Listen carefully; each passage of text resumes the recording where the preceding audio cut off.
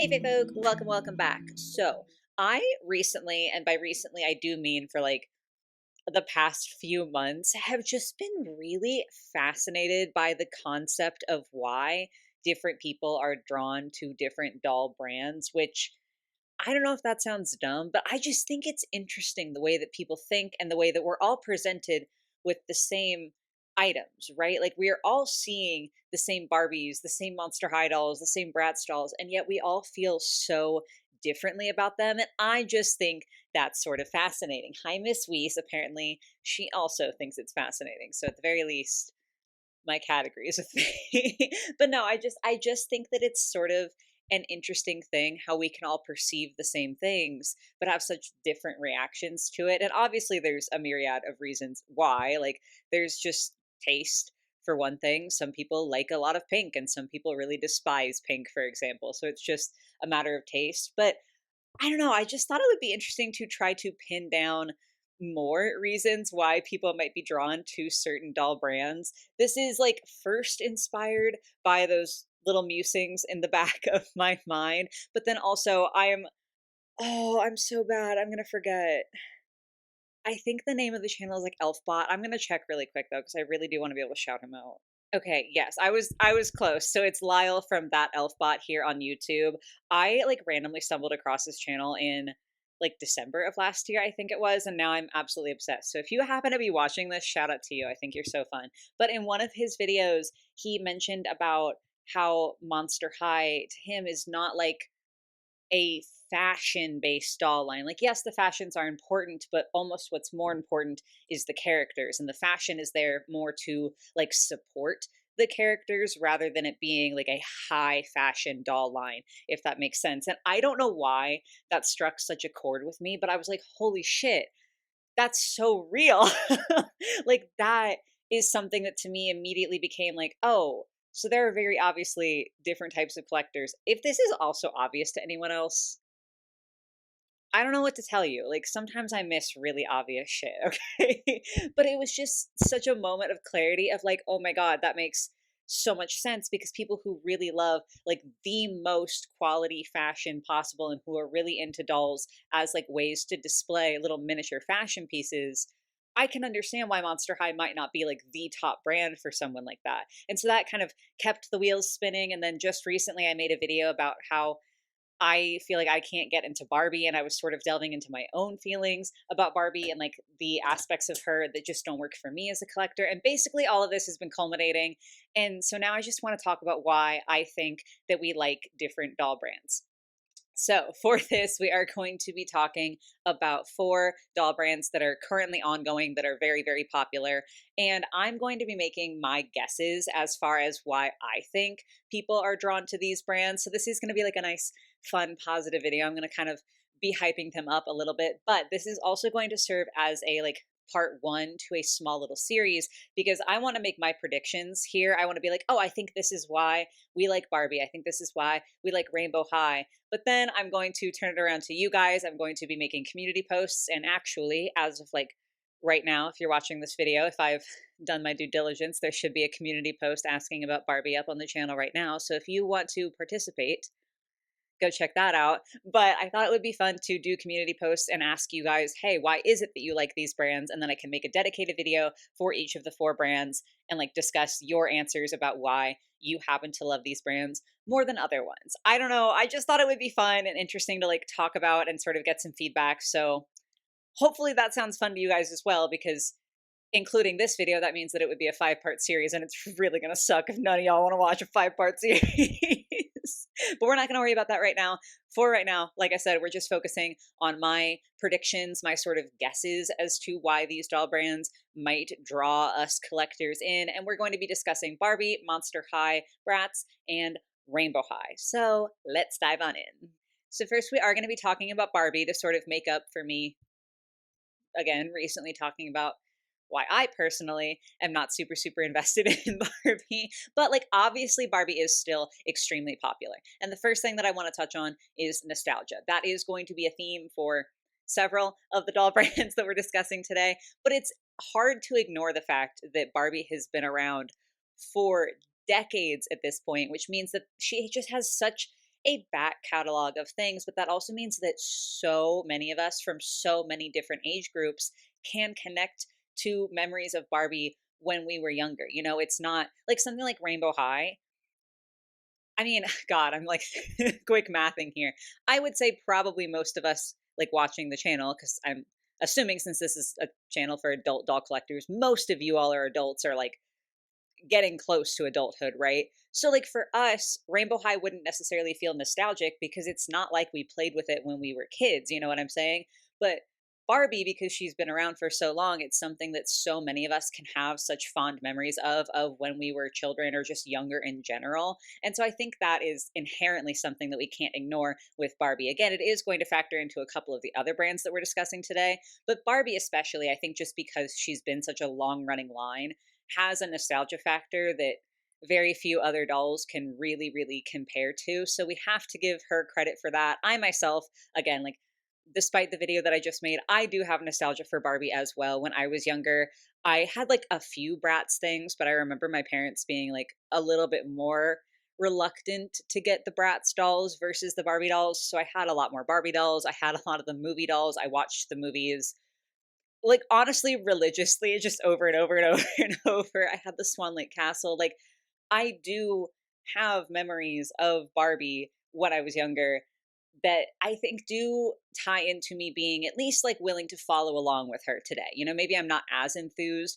with what she's currently putting out, but I think I can never entirely write Barbie off because she's always going to be in the back of my mind as something that I did enjoy when I was younger. So nostalgia is like number one reason that I think people are drawn to Barbie. However, there are other things that draw people in for Barbie. One is definitely the diversity. You know, you can say anything that you want about Barbie's quality, and it is really unfortunate that a lot of their diverse dolls tend to be in like the more budget lines, you know.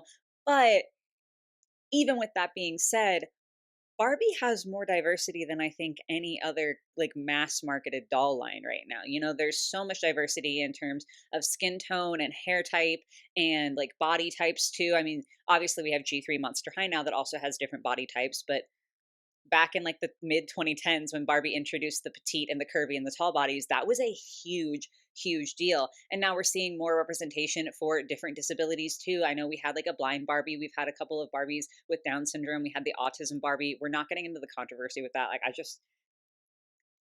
I don't want to deal with it. My take is that it's like kind of a good thing. I would say it's kind of a good thing, but we're just not gonna get into it. Point is that Barbie has so much diversity, and I think especially from a brand that is genuinely such a household name, that's incredible to see. And so I do understand why people would be drawn towards Barbie just for the simple fact that she is making dolls that represent people that other brands aren't necessarily doing. So like I think that that is a huge highlight in her favor. Outside of that, I would say to kind of round up the little Barbie section of this video, the other two things that are like especially for adult collectors, I think the main draws for Barbie are the faces and to a certain extent the bodies. I do know that the made to move bodies are quite contentious. I feel like they're very much like divisive. You either love the fact that they can pose so well and in so many different positions, or you hate the way that those joints look. I guess I sort of sit in the middle ish. I tend more towards liking the articulation. I understand that, like, it can be hard to make really articulated dolls look super seamless and flawless. So like I'm sort of more of a fan of made to move. I understand why people aren't, but I think regardless, just the fact that at a play line level, Barbie has the most articulation available for any doll, which is sort of ironic because on a play line level, she also has some of the least amount of articulation available on a doll. But like the made to move bodies, at least for the people who really like them and the people who want articulation and all that jazz, are a huge, huge draw for Barbie because you simply don't get that level of articulation with any other widely available playline doll. Like other brands do have good articulation, like again, Monster High has really good articulation, but it's not made to move. And so if you want like that next level and you don't want to have to pay like super expensive collector or like BJD type prices, Barbie Made to Move has you covered. So I think that that is a huge draw. But number one is the faces. I mean, at this point, it is sort of funny, and I think it's like I was gonna say a little bit of a joke, but like it's dead ass. Like it's for real. The way that people collect Barbie is oftentimes buying multiple different dolls so that they can hodgepodge together their own version. Maybe to go back to the made to move Barbies, you'll buy a made to move body so that you can match this really pretty head that you found on a budget doll. Or you'll have like a collector doll that has this really beautiful face sculpt, but they're on a model use body. So you want to put them on a body that even just has a little bit more articulation. Maybe something like the Barbie extras. Like they had sort of a midpoint between like basic articulation and then made to move articulation, right? They were closer in comparison to something like Monster High. So the body swapping and like the head swapping and obviously the outfits and everything, like people kind of piece together their own Barbies. But the biggest component there, at least in my kind of more outside opinion, because I don't mess with that, is the faces. Barbie truly makes some unbelievably beautiful face sculpts. Like, truly, the sculptors that are working on that team are just next level. Like, I can't believe the things that Barbie has produced in terms of faces. Again, to go back to the diversity, there's such a wide array of like types of facial features that you can find in Barbie face sculpts, and they're also just all so beautiful. Like, obviously, there are some that I prefer more than others. But I think it's really, really cool how many, just the unbelievably extensive library of face sculpts that Barbie has. And then, of course, the screenings on top of that are always going to make the face sculpts even look different on top of that. So I think with Barbie, the faces are a huge draw because you can get just such variation that you genuinely cannot get with any other mass manufactured doll line here. Like, it's just not even close in terms of competition. Barbie has so many face sculpts, and that allows for people to, again, hodgepodge their own dolls together and create so many different characters and so many different types of people in their collection of dolls. So I think that the faces are like one of the number one draws, at least of modern day Barbie. But with that out of the way, we do need to move on to Bratz. And I do want to like have a little, I don't know, intermission here, because in my video where I talked about why I can't get invested in Barbie, I did say that I wanted to address why Bratz, who is, I think, a pretty comparable doll line to Barbie, doesn't make me feel the same way. And several of you did hit on the key thing in the comments, and that is simply that while nowadays Barbie mostly has numbers for her dolls, Bratz does have characters, even though they fill similar niches in my mind, in the sense that most of their dolls are still sort of everyday dolls for both Barbie and Bratz, but then you also can venture out into basically anything else with those brands. Barbie, again, does a lot of numbers, does a lot of just like, hey, here's a generic unnamed, like mermaid, for example, whereas Bratz has their core characters that I can sort of latch onto because I'm a little bit more interested in dolls that have like a very strong theme or character. So that's why I think that Bratz sort of just as an adult draws me in a little bit more than Barbie. But that's like the little intermission just to address what I said in a previous video. Now I just want to try to talk about why I think other people are super drawn towards Bratz. So just like with Barbie, the first thing that I have to say for Bratz is the nostalgia factor. Obviously, you know, a lot of people who are around my age might remember playing with Bratz when we were younger. Like I said, even I have some nostalgia for Bratz, even though I have less than I did for Barbie just because of the toys that I got. Also, even like people who are older than me might have nostalgia for Bratz in a different way where it's like, oh, these were the first dolls that I intentionally bought to collect as like a teen or as an adult collector instead of just dolls that I was getting as a kid. I think there are still a lot of reasons to be nostalgic for Bratz, even though the brand isn't quite as long running as Barbie. But I have to say, I'm a lot more interested in like the different reasons people might be drawn to Bratz versus Barbie versus like, oh, nostalgia. You know, like I want to point it out, but also I'm a lot more interested in the reasons maybe why someone would be interested in Bratz and not Barbie. And I do think that a lot of people would agree with the feeling that I have, where just by virtue of having the characters, Bratz feels a little bit more tangible in a way. But I also think a lot of it is the vibe and the fashions that Bratz presents. Again, to repeat myself, sorry. Most Barbie dolls that are produced are in some sort of like everyday wear or like something that a lot of people experience wearing. You know, like obviously you wouldn't wear a swimsuit every day for most people, but most people have experienced wearing some sort of swimsuit or bathing suit in their life, right? So I still think that that's like everyday wear. I guess you could say normal person wear versus like gowns are very exciting, but a lot of people don't have an opportunity to wear a gown. Anyway, that's sort of besides the point. Most Barbies are like everyday wear ish. Most Bratz are sort of everyday wear ish. And yet they feel so different. And I think that is really and truly just the vibes that Bratz brings to the table. First off, we do have to just get it out of the way that I think in general it feels like Bratz clothing is slightly higher quality than Barbie. I will say that back in like, the heyday, like when Bratz was just beginning and Barbie was still like very, very strong, I definitely think that the quality comparisons would have been less far apart. Nowadays, when you compare Playline Bratz versus Playline Barbie, like Bratz is certainly on top in terms of quality. But I also just think something about the way that they decide to do their budget dolls feels a little bit less obvious. Like Scorchin was, they did end up raising the price a little bit with those dolls. So, like, budget might not be the perfect word for it, but they were under $20 dolls. And those dolls feel truly designed and thought out, at least in my opinion. Or like the Play Sports reproductions that they've done now are like budget dolls, but they still feel like something, whereas a lot of Barbie budget dolls are just a lot of plastic and molded on everything, right? So I think that there is the quality factor to the fashions, but then there's just the designs themselves. And like I said, the vibes. And I think that Barbie just perhaps has a little bit less of like a youthful vibe. And I truly don't mean that as an insult. I know in our society, we generally tend to think of things that are youthful and younger as better, and things that are older are inherently like worse. There's like a little bit of ageism going on there, but that's genuinely not what I mean. I just mean that I do think Bratz's fashions feel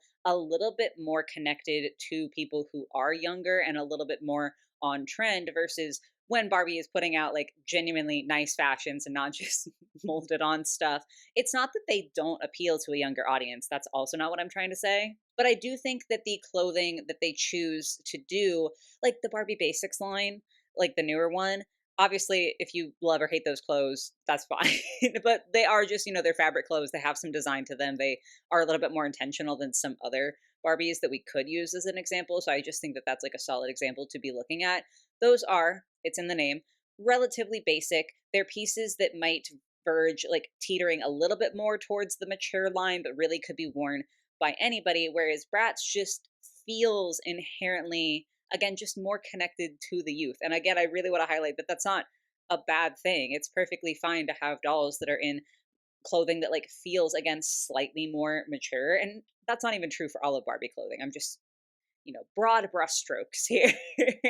But I do think that that's a difference. And so I think that that might make Bratz feel just a little bit more current and a little bit more on the nose of what is like going on right now in terms of pop culture, whereas Barbie feels a little bit disconnected in her current state. So personally, that's my theory as far as why Bratz might be more of a draw for some people, is I think that the fashions are just, again, right now, more high quality. And I think that they're a little bit more experimental, a little bit more daring, and a little bit more, again, on trend, a little bit more what we like see from like influencers and stuff and what we see online, versus Barbie is more like what you might see in a department store. And that doesn't mean that it's a bad thing. It just means that they're filling different niches. But that's why I think that people like Bratz. That brings us to Monster High. And again, I have to have the obligatory nostalgia mention. While the brand is definitely newer than both Barbie and Bratz, there is still nostalgia for Monster High. I have a lot of nostalgia for Monster High. Like I talked about, some people might have had Bratz be their first dolls that they like bought as a collector instead of a kid. That's what Monster High is for me. Monster High was the first doll brand that I like bought very intentionally as a teenager and was like collecting them rather than like they were just being given to me as toys, if that makes sense. So there is definitely the nostalgia factor. And then there's just the fact that it's Monster High. I mean, I could end this section right now, honestly. Out of all the dolls that we're talking about today, Rainbow High, Bratz, and Barbie are all sort of more grounded fashion dolls, you might say, whereas Monster High is definitely more high concept. And the concept, I think, is certainly the number one draw. Like, these are monsters, these are highly character based designs. Definitely, you got more of that in G1 with the inclusion of the diaries, whereas now with G3, since there's currently no physical media either, and they don't come with the diaries and everything, like you maybe get a little bit less of the characterization. But even still, I think you can sort of get some of that just based on the dolls and their clothing. And especially because G3 does come with so many accessories, I think that can help as well, sort of get a sense of these characters. Like, I'm trying to think of a good example. Like I just watched Plastic Heart's review of the self scare Draculaura. So she's focused on skincare with her self scare, but then she has a bulletin board with like her friends and stuff on it. So you can sort of get the vibe that she's someone who is maybe conscientious. You know, she like wants to make sure she's taking care of her skin. She has this whole regimen. She has her bulletin board. Like maybe she's nicely organized. Maybe she is like sort of a stationary girly. And the bulletin board is like covered in pictures of her friends. So she's clearly a like social person who really, really values her friendships. So even though you aren't getting the like diaries and like the movies and the show, at least right now, fingers crossed that something comes of that in the future. I think they had plans to move a show to YouTube. I don't know as of right now if that's like still a thing. Anyway, besides the point.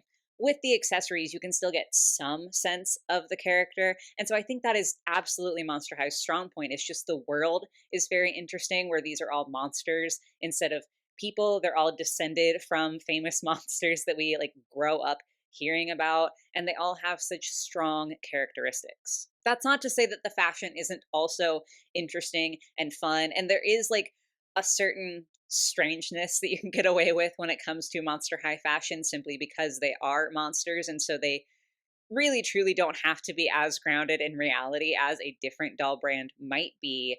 I do understand the point that I was referencing earlier from Elfbot, where it's like, yes, the fashions are interesting, but they are sometimes higher quality and sometimes not. And like, they do occupy that sort of fantasy space. So if you're someone who is more of a grounded fashion person, you're interested in like real world fashion, that might not be quite as interesting for you. So I definitely think like the concept is the shining beacon here for Monster High. And also just the fact that they are so, so different. That certainly applies, I think, more towards G1 Monster High, just because obviously we've seen the ripple impact that that brand had. We got Novi Stars, we got Bratzillas. I know, like there are also just other doll brands that are not as mass marketed, but that also fulfill like the creepy factor, like Living Dead dolls. I think was it last year? I'm really bad at time, but I think last year we saw the Kickstarter resurgence of Goths. So like at this point in time, Monster High certainly isn't the only option for like these sort of creepy, cute dolls. Those other brands that I mentioned aren't available, like in every Walmart and Target and everything like that, but they are still available should you prefer them. But I still think there is like something to be said about the fact that Monster High is like really taking up space in terms of being creepy cute on a mass level. And again, certainly when it came to G1, they brought something that had not been mass marketed brought to the table before. And so I think they're always going to feel just a little bit different and a little bit, I don't want to say cutting edge necessarily, but they're always going to be a standout amongst other types of dolls just because, again, to go back to the concept, the premise is so different. And I think that that inherently is what like sucks most people in. I feel like, again, this is just my prediction. I'll find out soon if I was wrong. But I feel like the fashions are sort of things that we enjoy because they enhance the concept versus things that we enjoy in a vacuum, at least to me. So that's why I think people like Monster High. And that just leaves Rainbow High, our fourth and final brand, to take a look at today. And I do need to give the extra caveat for them that I really am mainly talking about like prime Rainbow High, right? Like the stuff that they're making now with the reboot, I don't think is the worst stuff I've ever seen, at least for some of the releases. I even like some of the reboot dolls, and like I know other people like the reboot dolls. So this is no shade if you don't like those dolls.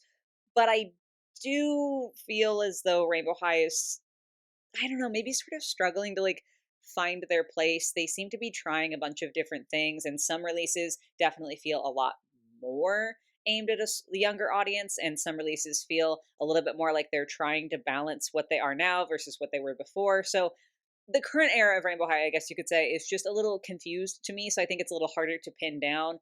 So I am mostly referencing Rainbow High like at its absolute peak and like the point in time where most adult collectors were super, super excited about these dolls. So Why did we love Prime Rainbow High? This one I think is actually quite easy, at least again in terms of my predictions. Maybe when we get to the Rainbow High video, you all will have different answers and I'll just be like shocked.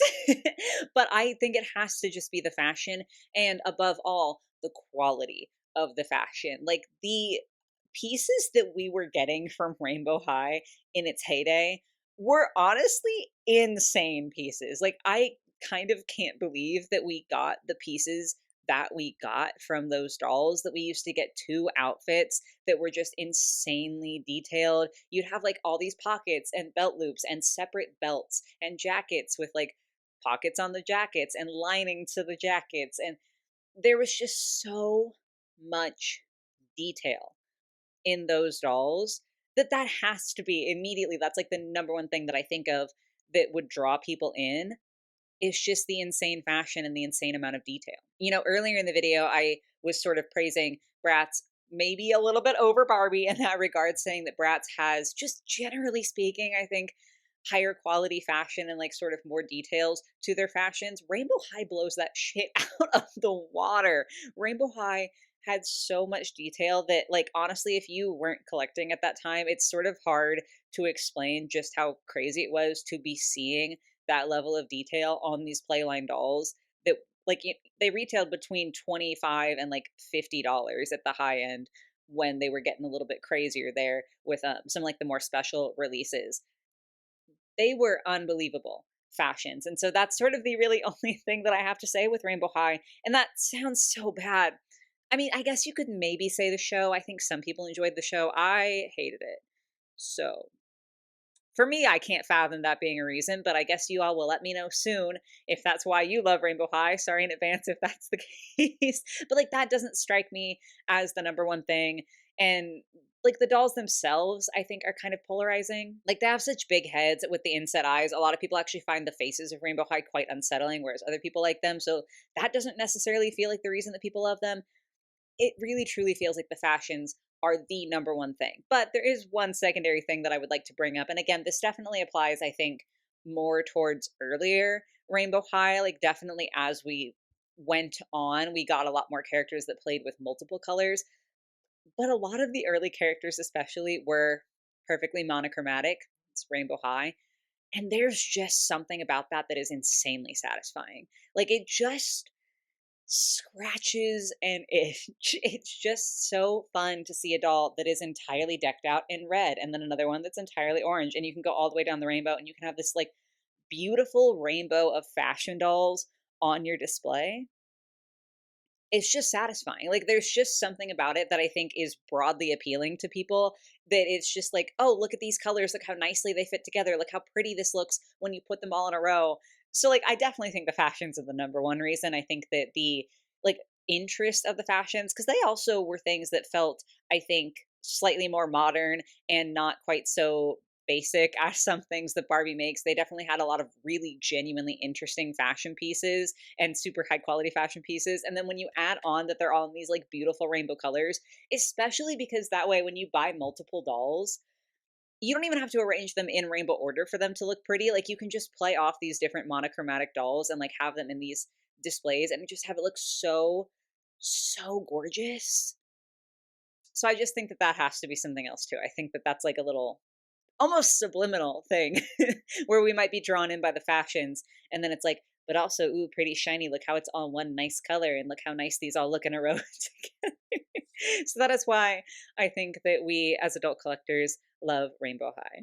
But that does conclude the video. Those are all of my predictions, all of, my thoughts on why these different brands might appeal to different people or like the different factors that make these brands appealing to us. But as I said, this is just part one. This is just me spitballing into thin air alone in my basement. And now it's your turn. Now I need you all to weigh in. So next time I'm like, at least not in, I mean, I'll be alone in my basement, but I will have the echoes of your words and your thoughts with me. So like I said, I'll have a community post up. We're going to go in the same order that I went in this video. So the community post is going to be asking what it is about Barbie that draws you in specifically. And if you're not a Barbie fan, that's okay. I will be making subsequent videos on Bratz, Monster High, and then Rainbow High. So if you're a fan of any of those franchises, keep an eye out on my community tab because I will be making posts and asking for your opinions there.